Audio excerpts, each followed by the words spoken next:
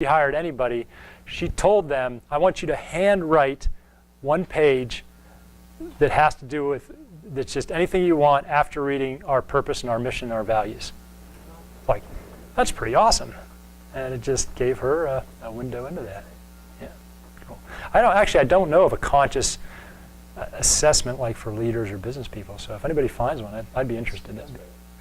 Do you have a written assessment? A written assessment? Yeah, like an online. Did you just volunteer to make one for the creator? Maybe that's a gap. Maybe that's a gap. Yeah. I could make it. I could make it off the top of my head. Well, but that's good that you know that. And if you're all interested, maybe we can even pass around a sign-in sheet, and we can, if you want to, we'll just send a group email just so we're all connected, if that's interesting. Okay.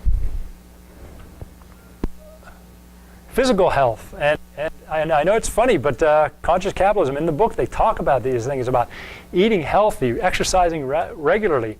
I mean, if you're drinking 4 or 5 cups of coffee, that's not natural for your body.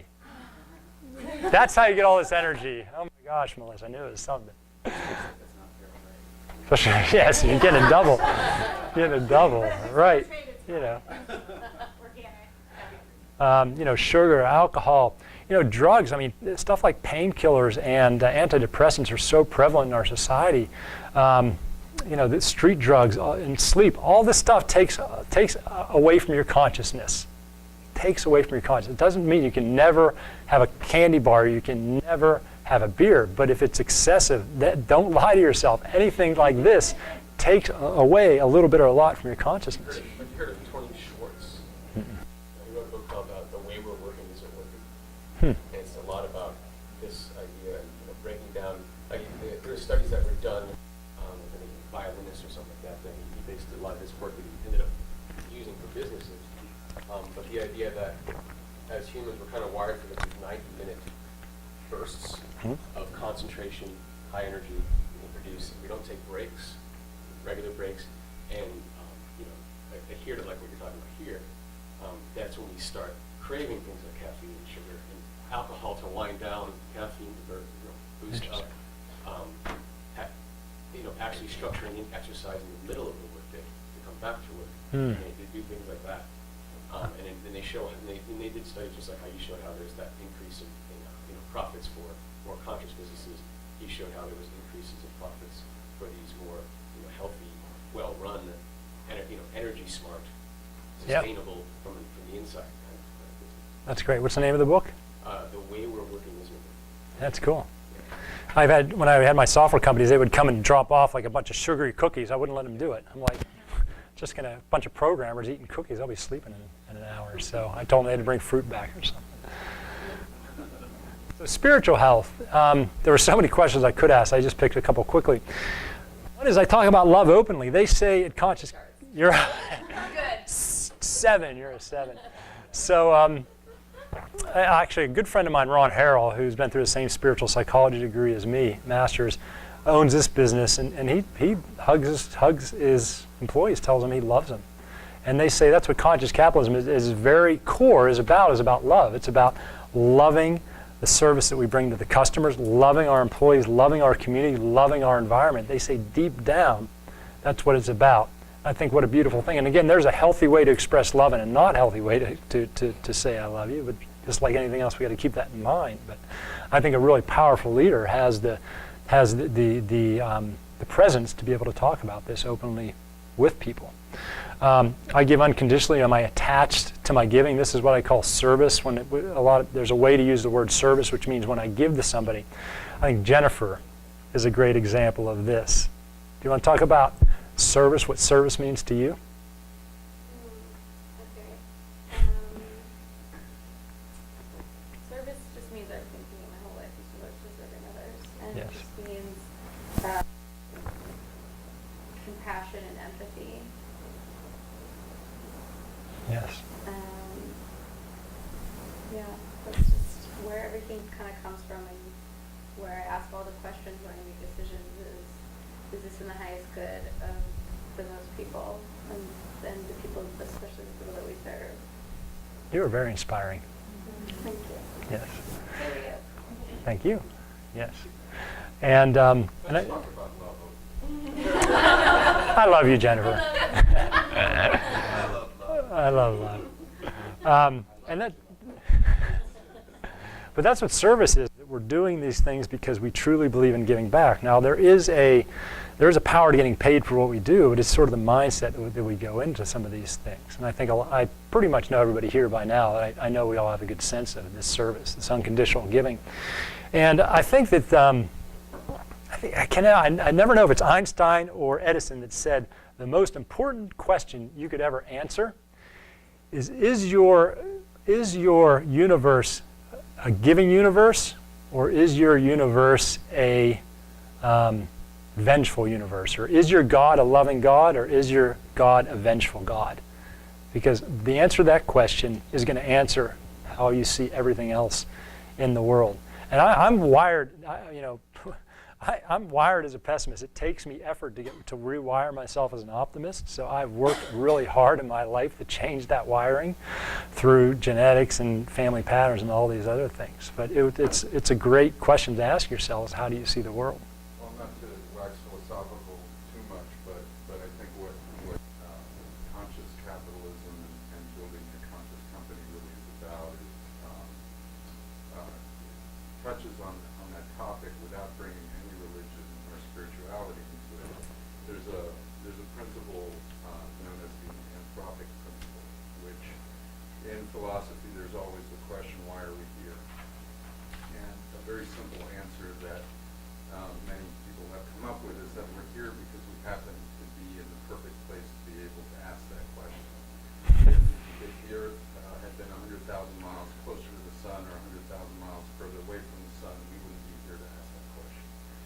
And in the same way, when you build a business or you're doing something, you're living within a microscopic segment of the universe. And if that business isn't right for where it is that you are, it's going to fail. In the same way that we would die if we were on the wrong planet. Yeah. And so I think part of what conscious capitalism helps you achieve is enough introspection and enough sensory input regarding the environment that you're operating in, that you can really tune the business and what it is you're doing for the greatest effect. Yeah, that's cool. You're a deep guy, aren't you? You're a deep guy, aren't you, Andrew? Share our comments and all. I look at it as a difference between connection consciousness and separation consciousness. You see everything as separate, you see everything as connected. That's it. And everything stems from that point. Yeah, that's cool. Here's something interesting. I love this word. Do you embrace leadership? I'm in a group called Entrepreneurs Organization for a long time. It's 10,000 entrepreneurs worldwide. You have to run a company or start a company of over $1 million in revenue. And it would be so interesting because I work with a lot of business owners, how many people don't embrace leadership. Look, people want to be led. And as leaders, it's up to us to really embrace this. I'd see people that own businesses, big businesses, and they would be in a management meeting. Everybody would be milling around at 5 minutes after we're supposed to start. They're like, everybody, can we please take our seats? No, dude, you're in there to get everything started. Let's get there. People want to be led. When you hire people, they want you to lead them. And it's so important for you to do that. I trained one time with the Navy SEALs, and I said to the Navy SEALs, I said, so when you watch like a war movie, what's the biggest BS type of thing in there? They said, well, do you ever see the general on the front lines like, let's go get everybody? I'm like, yeah. He says, we do not ever want our leaders on the front line. If they got popped in the head, who's going to lead us all? And so when we are leaders, when we have boards, when we have groups, when we have employees, when we have clients, it's up to us to embrace leadership. And we all have our own styles. But this is the thing that I really like to see people step into their power. Yeah. Can I just add to that, or I guess everyone has kind of their own definition of leadership and what that means, or self-leadership and what that. Where you're going with that, or is you're like more of a hierarchical version of leader? Well, I think when people are there and you're in charge of that, I want to see people step in and take charge. I feel like some conscious companies, non-traditional leadership.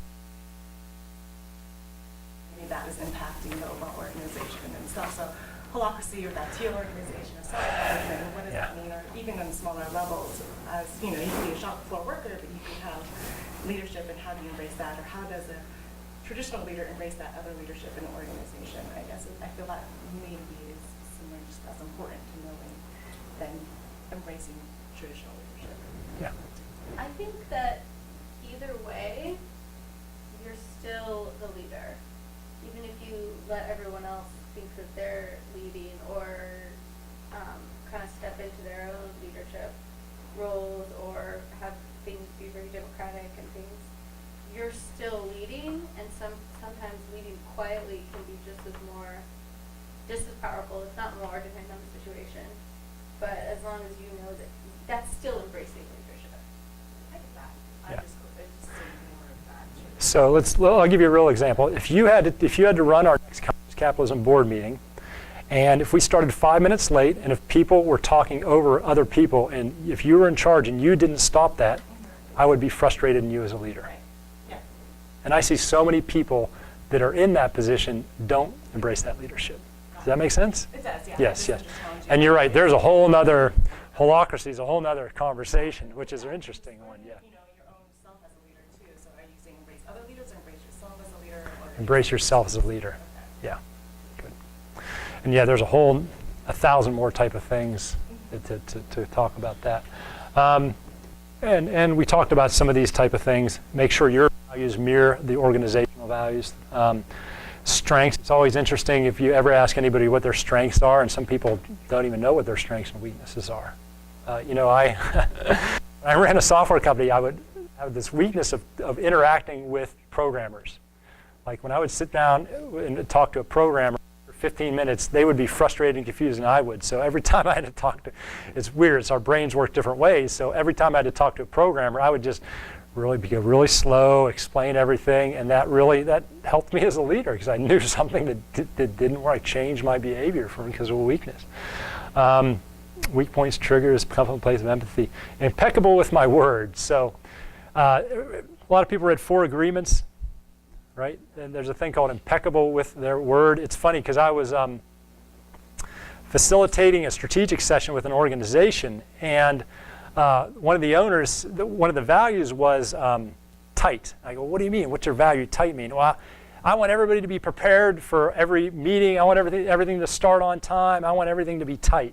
And this guy blew off our last conference call, and he was 10 minutes late to our other one. So I'm like, dude, are you tight? He's like, yeah, I'm tight.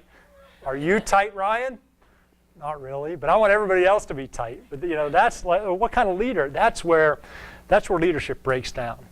And that's where, impeccable with our word, I mean, that's why we start on time. That's why we start every board meeting on time. All these little things are agreements that we have in our life. So it's very, very important for us as a leader to really be impeccable with that, because otherwise a lot of integrity behavior is going to perforate. I also think that adds to the, not to go back on leadership, but I think that if everyone is impeccable, so if you create the environment where everyone is, or you bring in people or you develop people who are that, then you necessarily wouldn't need to have to start the meeting 5 minutes late, and you wouldn't need to have that leadership. You know what I mean? Yeah, you're right, because I believe if you have a great culture, you don't need all these rules. Right. And that's why I get when people say, oh, this happened, we need a procedure around that. Well, that procedure is because our culture is not strong enough. And there should be visionary people and people who embrace that and lead that charge, but Yeah. I guess my point is that it's not. You're right, that's a great point. That's oftentimes a symptom Right. that the culture is. Yeah. Okay. So organizational leadership. So what I did is this isn't in the book, but I said, hey, this is our individual person, but if there's people running organizations, these are questions you can ask. I mean, and these are more holistic. Is everybody bought in? Is everybody aligned? There's both leadership and management in our organization. Anybody give a good differentiator between leadership and management?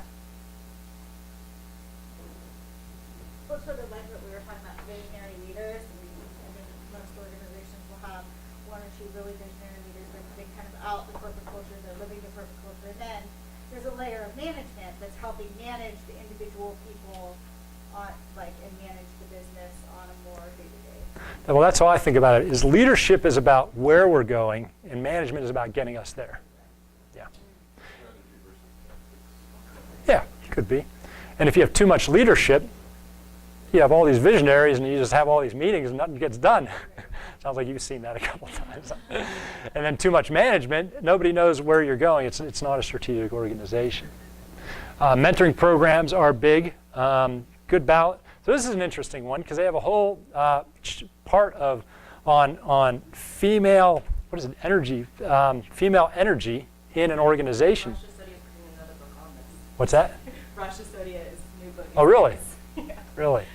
Do you want to describe the difference between masculine and feminine energy? And it doesn't matter. A male can have female energy and a female can have male energy. Do you want to quickly? I don't know if I'm the best to do it. I mean, I get it in my head, but to verbally Yeah. say it, it really is just the idea that there are different qualities that are acknowledged in the feminine side and the masculine side, that they can be more. I guess most people think of masculine